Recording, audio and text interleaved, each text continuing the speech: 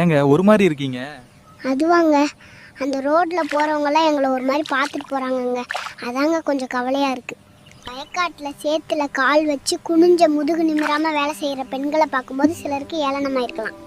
நாங்கள் போட்டிருக்க ட்ரெஸ்ஸஸும் கருத்த உடம்பும் உங்களுக்கு கேவலமாக தெரியலாங்க. ஆனால் ஒன்று மட்டும் தெரிஞ்சுக்கோங்க, எங்கள் கையில் இருக்கிறது வெறும மண்ணோ சேரோ கிடையாதுங்க.